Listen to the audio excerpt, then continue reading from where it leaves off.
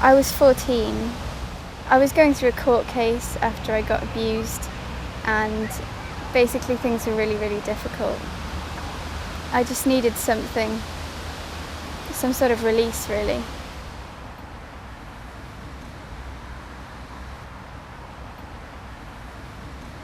Self-harm, I'd say, was when you injure yourself in any sort of way. There's so many different ways of self-harming, so that it leaves a mark, I think, and it's an emotional sort of response to how you're feeling.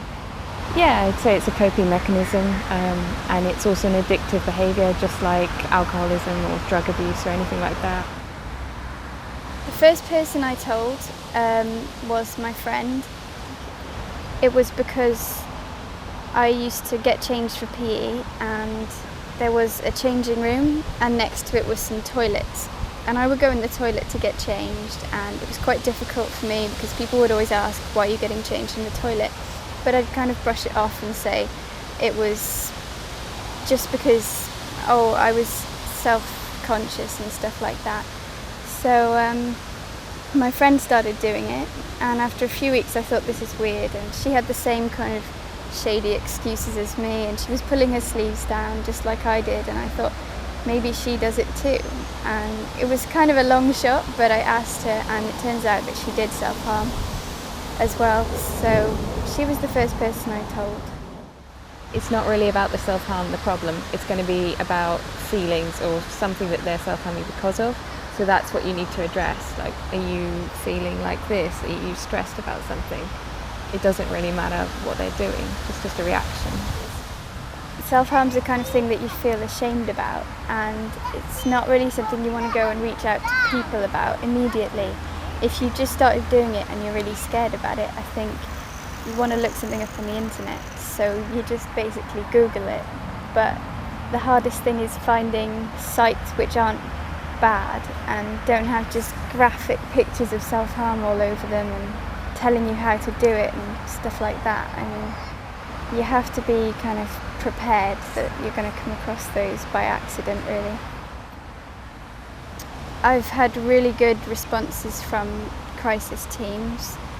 They're really kind of hot on the idea of self-harm, and I think a lot of people in crises try it, or they try all sorts of things, really, so that was a good response for me.